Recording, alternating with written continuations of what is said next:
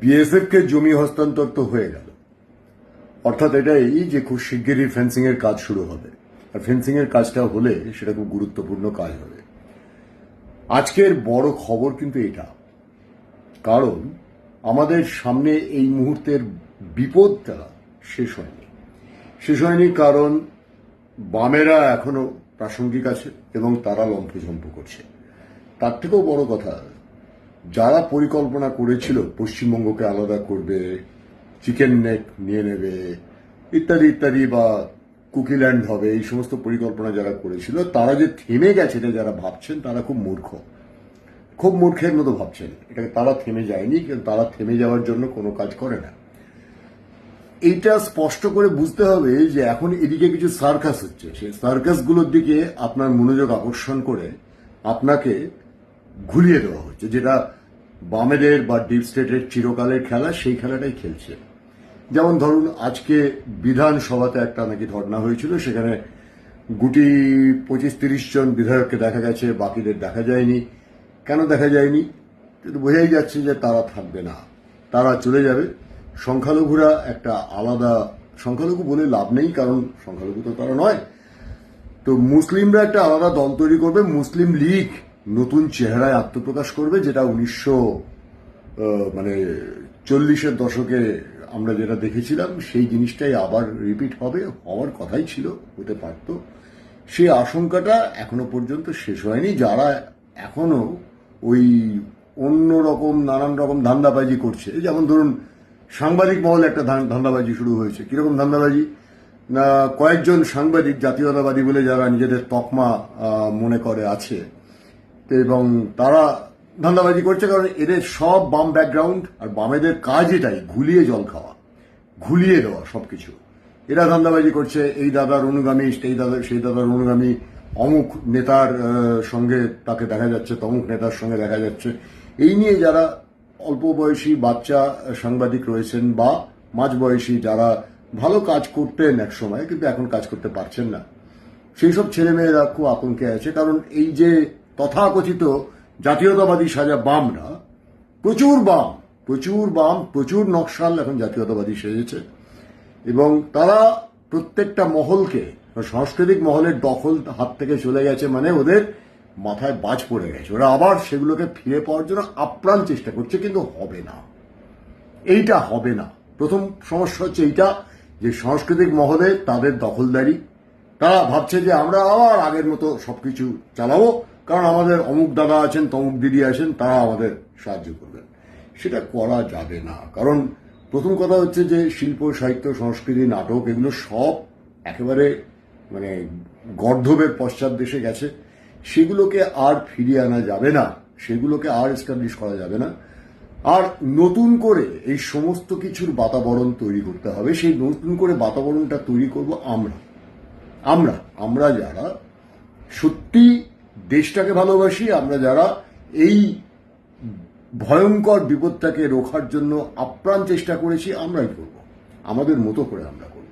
কিভাবে করব সেসব তো বলার দরকার নেই, কারণ বামেদের স্বভাবই হচ্ছে যে কোনো জায়গায় ঝাঁপিয়ে পড়ে আগে দলবাজি করে বিভিন্ন রকম গ্রুপ তৈরি করে নিজেদের মধ্যে লড়ালড়ি করিয়ে ক্ষীর খাওয়া। এটা হচ্ছে ওদের ছক, চিরকালের ছক।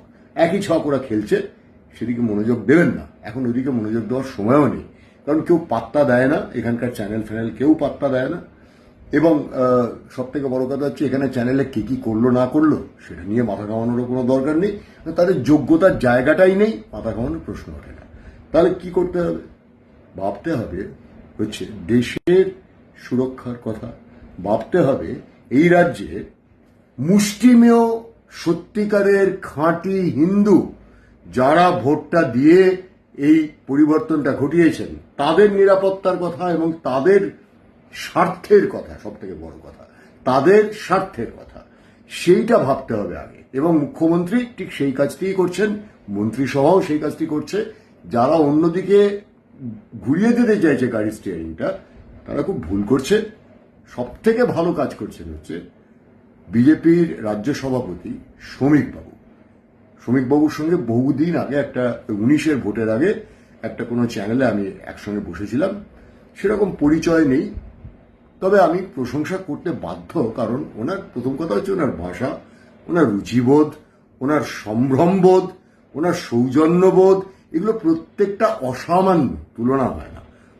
একদম মানে একটা বড় কম্পোজার যেরকমভাবে ছড়ি নাড়িয়ে একটা অসাধারণ কম্পোজিশন তৈরি করেন, বিভিন্ন অসংখ্য বেহালাবাদক, অসংখ্য পিয়ানিস্ট, তাদের সকলকে নিয়ন্ত্রণ করেন, সেরকমই তিনি করছেন। খুব ভালো কাজ করছেন, খুব ভালো কাজ করছেন। এবং বোঝাই যাচ্ছে পেছনে রয়েছে দিল্লির একটা অদৃশ্য নিয়ন্ত্রণ। সেই অদৃশ্য নিয়ন্ত্রণ আবার যিনি করেন, তিনি এই মুহূর্তে মেলোডি নিয়ে একটা হইচই ফেলে দিয়েছেন। মজা দেখুন, একজন মানুষ, একজন পুরুষ আর একজন নারী, দুজনের মধ্যে একটা সম্পর্ক, একটা ইকুয়েশন, সেটা বন্ধুত্ব হতে পারে তো? বামেদের শিক্ষাটা কিরকম, মানে কুশিক্ষা দেখুন, ওরা কিরম ভাবে বুঝিয়ে দিয়েছে। সবাই এখন ওই মেলোডি, কি বলে, মেলানি আর মোদির মধ্যে কি হয়েছে, ওদের মধ্যে কি চলছে, আচ্ছা উনি কি আবার বিয়ে করবেন, এই পুরো ব্যাপারটাই হচ্ছে একটা হাস্যকর প্রচার। আজকের ভারতবর্ষ, মোদির ভারতবর্ষ, বা আজকের আপনার আমার ভারতবর্ষ এই সমস্তগুলোকে পাত্তা দেয় না, এইসবের অনেক ঊর্ধ্বে উঠে গেছে। এরা কিন্তু ওইখানেই পড়ে গেছে। ইচ্ছে করে মোদি ওই জন্য কি করেছেন, আমাদের প্রধানমন্ত্রী মেলোডি নামের একটা কফি না কি যেন উপহার দিয়েছেন, কারণ লোকে তো নামই দিয়ে দিয়েছে মেলোডি। কিন্তু খেলাটা হচ্ছে অন্য জায়গায়। কি হচ্ছে, ডিপ স্টেটের যারা কারবারি, তারাই তাদের বুকে হাতুড়ির পর হাতুড়ির ঘা পড়ছে। 100 মিলিয়নের ওপর ছাপিয়ে যাচ্ছে সামাজিক মাধ্যমে মেলোডি, মানে মোদি আর মেলানির যে বন্ধুত্ব, সেটা নিয়ে। তার মানে কি দাঁড়াচ্ছে, যে গোটা পৃথিবীর যাবতীয় ভূরাজনৈতিক বলুন, কূটনৈতিক বলুন, বিভিন্ন দিকগুলোকে ধীরে ধীরে না, খুব দ্রুত বেগে ভারত তার নিজের নিয়ন্ত্রণে আনছে। সেখানে পূর্ব সীমান্তে এই যে আতঙ্কটা, সে আতঙ্কটাকে আগে অ্যাড্রেস করুন। সবাই সচেতন থাকুন, একজোট থাকুন, নিজে আরেকজনের সঙ্গে বেঁধে থাকুন। দলবাজি খবরদার অ্যালাউ করবেন না, কোনো ক্ষেত্রে না। যে দলবাজি করবে, চেষ্টা করবে দলবাজি করার, মুখ শোকাশুকি করার, এই অমুক আর তমুক আর তুসুক করার, তাকে সযত্নে এড়িয়ে চলুন। সম্ভব হলে তাকে পরিষ্কার কটু ভাষায় বলে দিন যে ভাই, এগুলো আর চলবে না, আমাদের মধ্যে বিভাজনটা আর আনার চেষ্টা করো না। আর হ্যাঁ, নতুন মুসলিম লীগ কিন্তু আসতে চলেছে।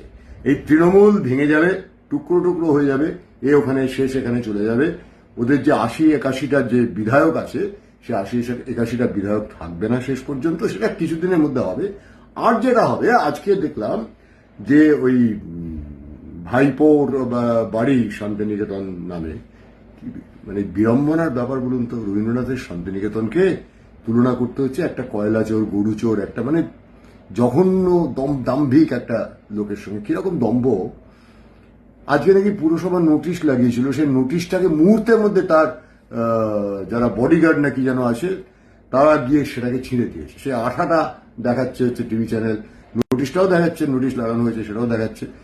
তো আবার এদিকে দেখা যাচ্ছে যে ওদের যে মুখপাত্র, সেই ব্যক্তি যিনি বেটে করে, যিনি কিনা নিজেকে সাংবাদিক পরিচয় দিতেন একসময়, জেলের ওই কি বলে, জেলখানার প্রিজন ভ্যান পেটাতো পুলিশরা যাতে ওর কথা শোনা না যায়, তিনি দোষারোপ করতেন এই মহিলাকে এবং তার সরকারকে তার জেল হওয়ার জন্য।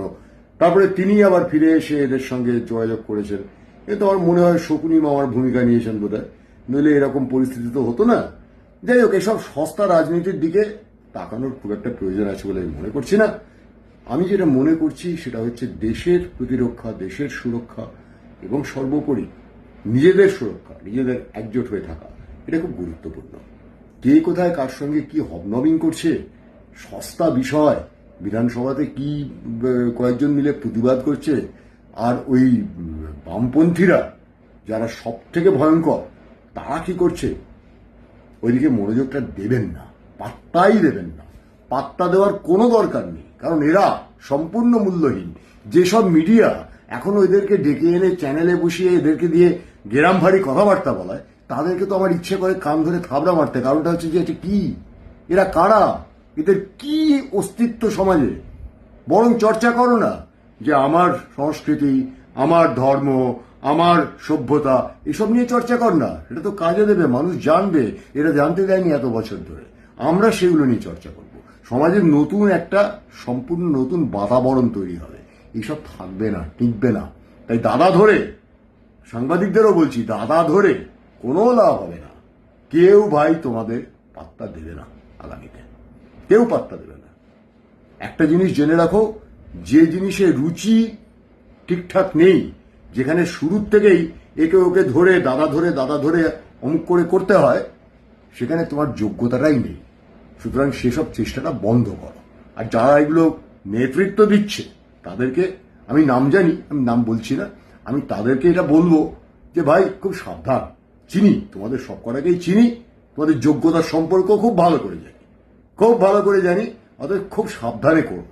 কারণটা হচ্ছে, যদি আমরা একটা পরিবর্তন ঘটাতে পারি সৎ থেকে, তাহলে সৎ থেকেই আমরা আবার তোমাদের অসততা আবার মুখোশ খুলে দিতে পারি।